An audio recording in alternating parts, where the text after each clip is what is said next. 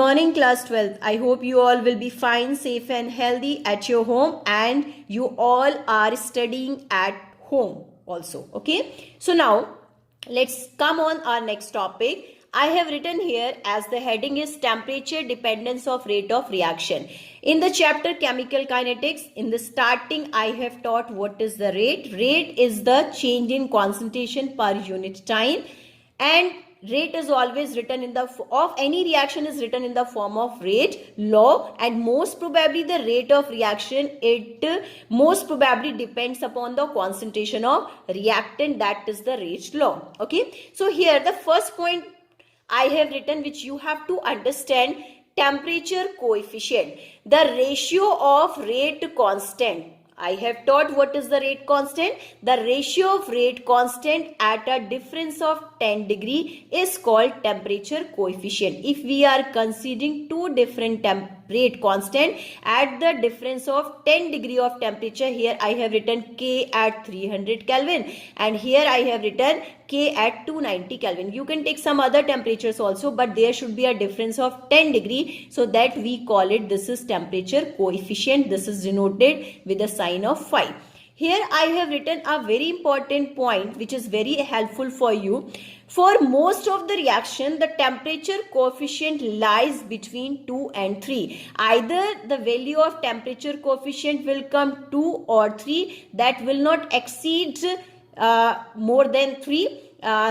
In very rare case it will reach up to 4. Okay, otherwise not more than 3. Okay, now as I have taught, whenever any chemical reaction takes place, then the number of reactant species, they always come closer to each other. If they are simply lying away from each other, they will not be able to form the product. So for the formation of product, the number of reactant species, they must colloid. Okay, whenever the collisions will take place, then the formation of product will take place. Okay, so here I have written there the few points that will be very helpful to understand the collision theory. Okay, so first of all, whenever the number of reactant species, suppose you consider there are 100 reactant and they are colloiding with each other, so it is the first point, collision frequency. It is defined as the total number of collision per unit volume per unit time, that is to be known as collision frequency. Means how many collisions are taking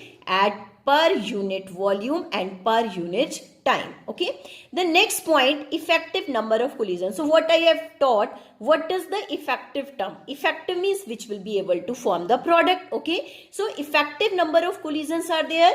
There are numbers of collisions, they always keeps on taking place in between the numbers of reactant species, but out of all collisions, only there will be few collisions which will be effective and which leads to the formation of product. We call them, these are effective collisions. So here I have written the total number of collisions which leads to the formation of product are called as effective collision.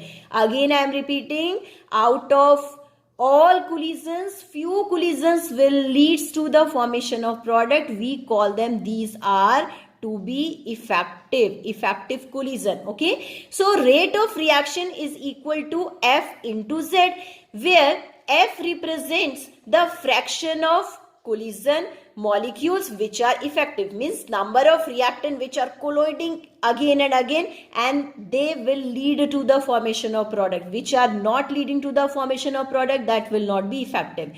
Now the second Z we call it, this is a collision frequency. You know that I have explained, and the chances of collision which is to be represented by this frequency, that we call it, this is collision frequency. Let's come on the next point, that is threshold energy, the minimum energy possessed by the reactant species for effective collision. As I have told, repeating once again, whenever the number of reactant species colloiding each other, then the effective collision will take place, and this effective collision will lead to the formation of product. So the minimum amount of energy which will be possessed by the reactant species for the effective collision, means which leads to the formation of product, that energy is to be known as threshold energy.